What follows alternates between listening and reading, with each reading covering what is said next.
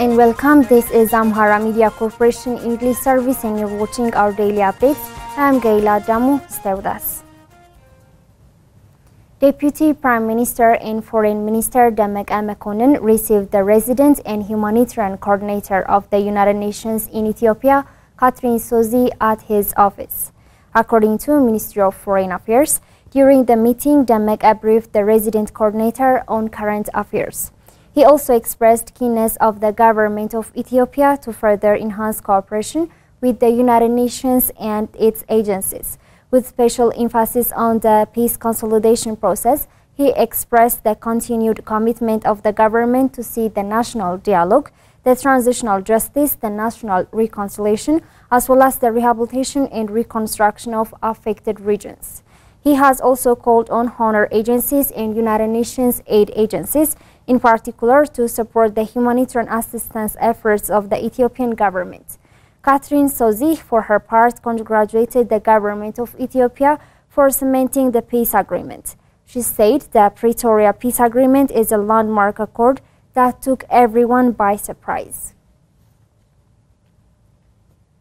Ambassador Evgeny Terekin said that the cooperation and relationship between Ethiopia and Russia will develop to a greater extent in various spheres, Modomulye reports.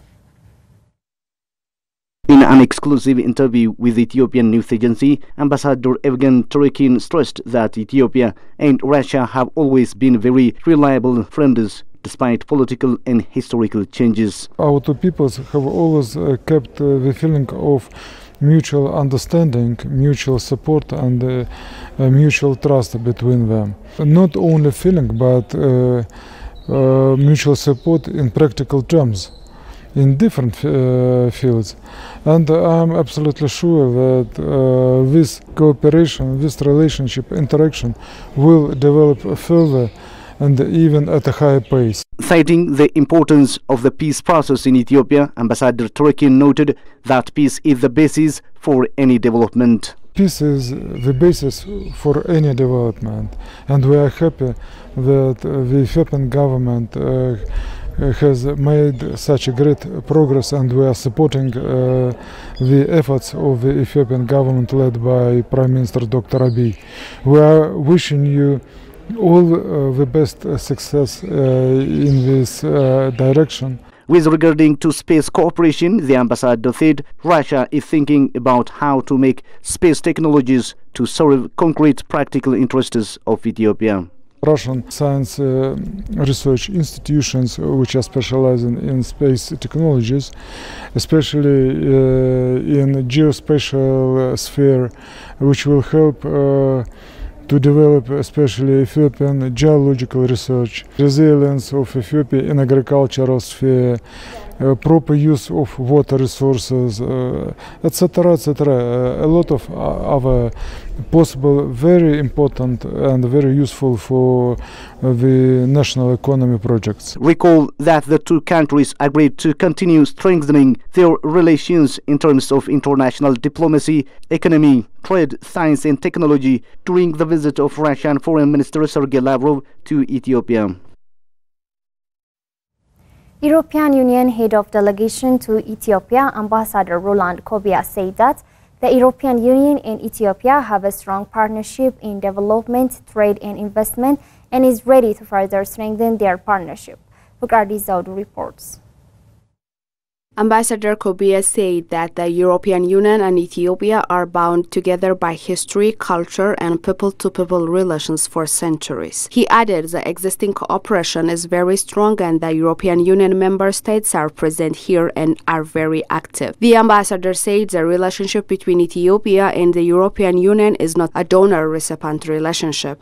You need to add all the cooperation that is given by our member states, and some of them are developing huge efforts to help Ethiopia and to support Ethiopia in a spirit of partnership. So it's not a donor-recipient relationship. It's really a partnership that we are looking at. A partnership that covers political, dynamics, but also development and social considerations. In addition to the support being provided by the European Union, member states are also developing huge efforts to help Ethiopia in a spirit of partnership. The European Union has been traditionally one of the very first partners to contribute not only for development aid but also for trade and investments. Ambassador Kobia stated, adding that he thinks it is important to acknowledge the sustainability and the coherence in their action over decades. According to him, the European Union is engaged in human aspects projects mainly in social sectors, including education and health. He mentioned about the 9 billion birr project agreement to support the education and health sector, noting that the cooperation of European Union and Ethiopia will further be strengthened in the future in various sectors. In the next weeks, we will sign another about 9.5 to 10 billion birrs extra for sectors, also in water, IDPs, but also to accompany enterprises. So social sectors is really, you know, the social fabric, which has a political element of reconciliation between the people, is really a priority for the EU. We also have agriculture as another priority, because Ethiopia is a farming country, and we see all the efforts that are being done in Oromia, and we are trying to help this within the overall context of the Green Deal, the climate change, to help Ethiopia address the challenges that are coming. Ethiopia benefits from the everything but arms, he stated, and said the European Union has never suspended its preferential trade regimes that it is offering to Ethiopia. Everything but arms is an initiative of the European Union under which all imports to the European Union from the least developed countries are duty-free and quota-free, with the exception of armaments. If you put all this together, development aid, humanitarian aid, I should mention also, trade, investments, loans that our European Investment Bank is granting to Ethiopia, if you put everything of that in a package, you've got a massive support in our partnership with and for Ethiopia. Ethiopian diasporas have called on Egypt to change its counterproductive posture and find mutually beneficial agreements on the Grand Ethiopian Renaissance Dam. Abeba Burhani tells us more. In a statement the diaspora issued, they noted that Ethiopia is the main source of the Nile by contributing 86% of the water to the Nile Basin states while utilizing less than 1% of the potential for hydroelectric power. Ethiopians are currently building the GERD on the Blue Nile that is financed entirely by Ethiopians and is a crucial project for the country's development, as it will provide clean, renewable energy and lift millions out of poverty.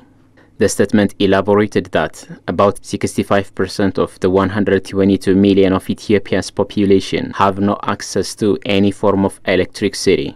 The much-needed electricity will facilitate economic growth for Ethiopia and the region. It needed the dam will promote regional cooperation and integration while offering opportunity for 11 countries of the Nile Basin to work together to manage the river's resource more efficiently and effectively. The GERD is being built with the highest environmental and technical standards to achieve the objective of the National Electrification Program and execution of Ethiopia's climate resilience green economy strategy.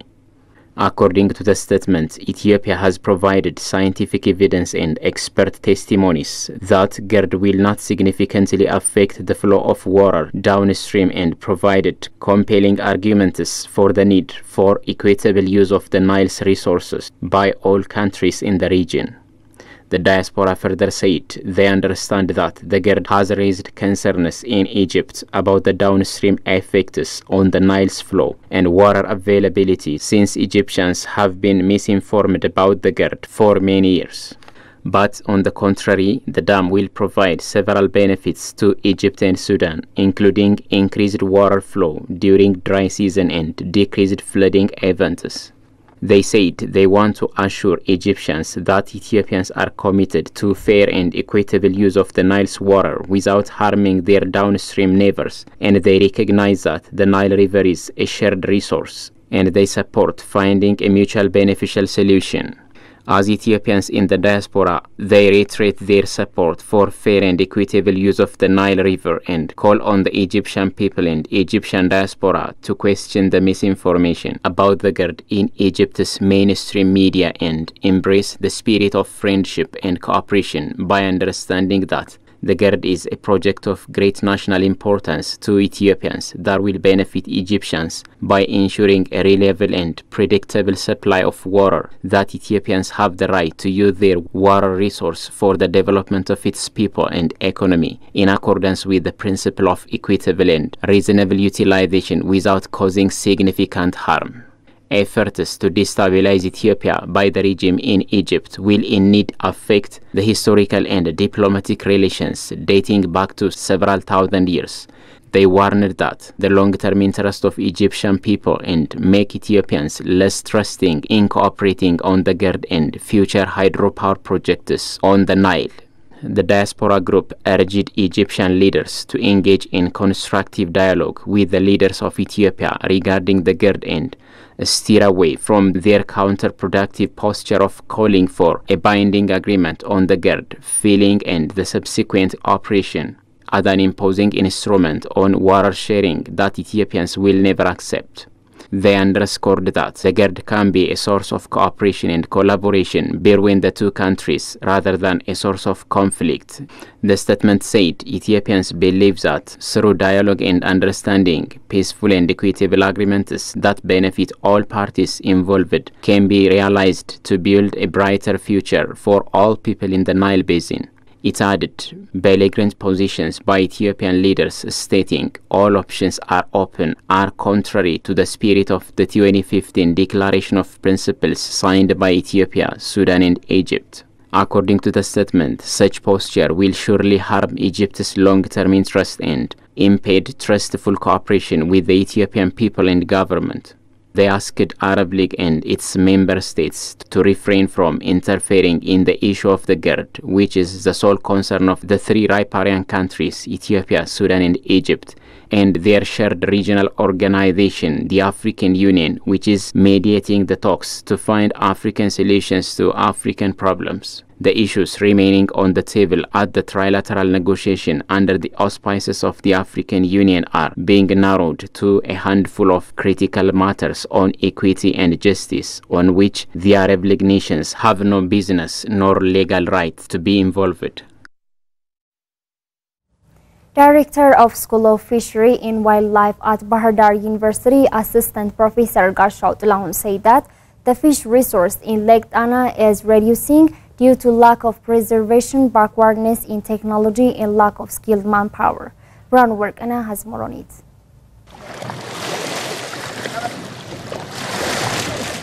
Ethiopia has enormous fish resource, and the availability of water bodies like rivers, lakes, ponds and reservoirs will make the fish farming productive in the country.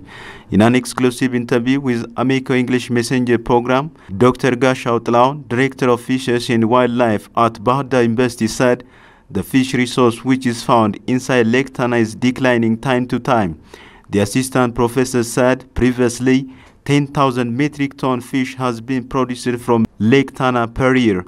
However, by now, the production is reduced to 6,000 tons per year.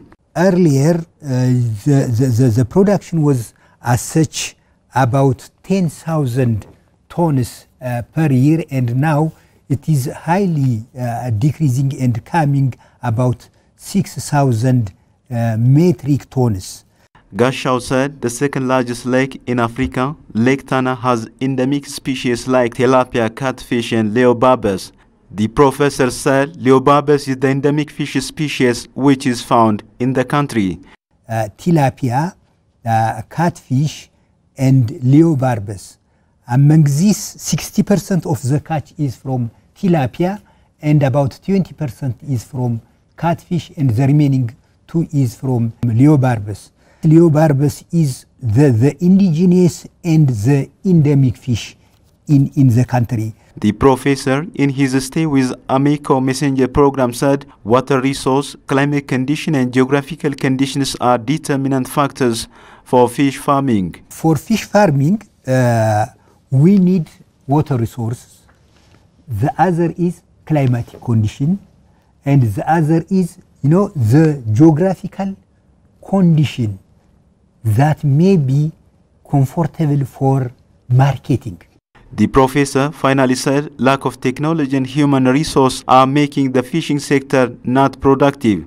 The technology, the human resource, and others are not really available, so that our fish farming is not really in a good condition.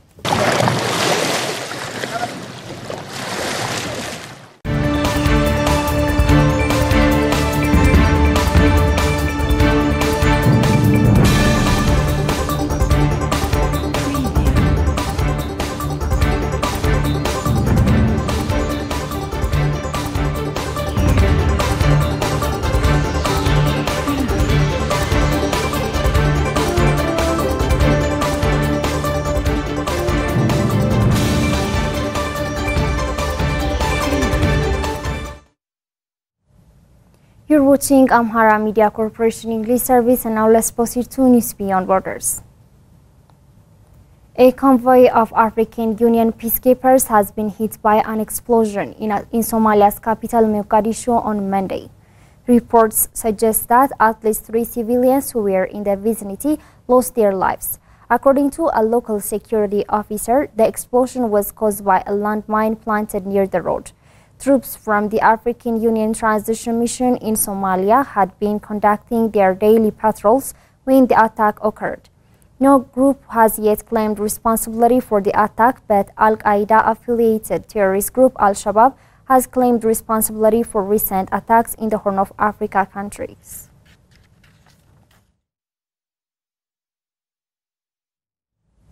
Tunisian President Kais Saied appeared in the video posted on Monday on his official Facebook page, dismissing mad reports over his health following almost 2 weeks with no public engagements. The North African country's main opposition coalition had pressed the government earlier to explain Said's public absence, saying it had information that he was sick. According to posts on Facebook, which is the presidency's only official channel of communication, 65-year-old Said had not appeared in public or held any meetings since March 22. The lack of statements or videos has sparked rumors over the state of Said's health. Speaking alongside Prime Minister Najla Bouden, the president said the reports reflected a level of madness never seen before in Tunisia. In his video, Said accused unnamed people of trying to create crisis by talking of a power vacuum.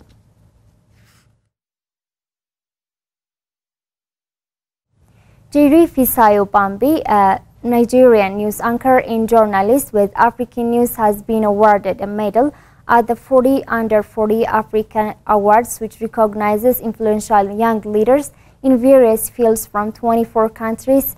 Zemen Mekonnen has more on it.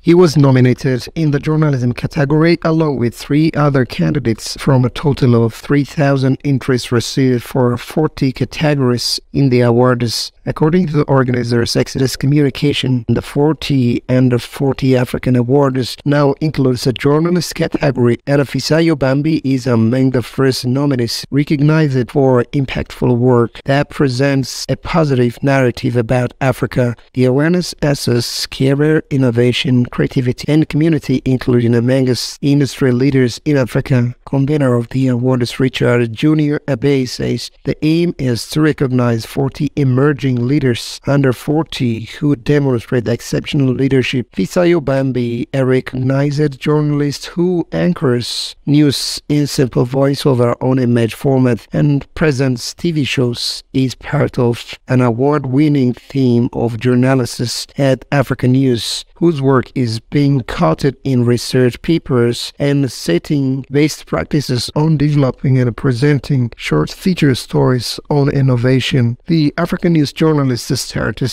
in radio in Nigeria before moving to television news, anchoring, and production. He currently produces and hosts Inspire Africa, a program showcasing impactful stories of innovation and change in Africa. He finished the popular vote in his category, journalism, at the 40 Under 40 Africa and was decorated with a medal by the South African Minister of Women, Youth and Disability, Dr. Nkosazana Dlamini Zuma, who presided over the award ceremony in Sandton, Johannesburg. Fisayo Bambi has since dedicated his nomination and recognition to his beloved partners and credited the Inspire Africa team at African News TV for enabling him fulfill in part one of his childhood dreams of showcasing a more nuanced perception of Africa through ethical journalism. Jury Fisayo Bambi joined the editorial staff of African News in 2017.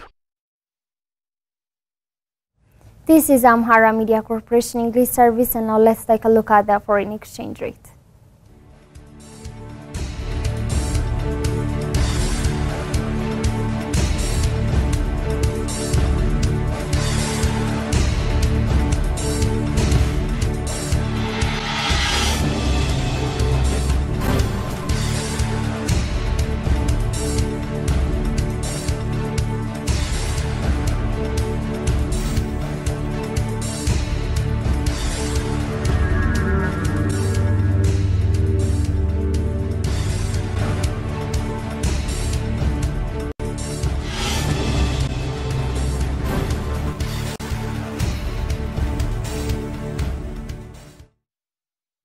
That's all the news we have for today. I'm Gaila Damu. Thanks for watching and stay tuned with the rest of our programs.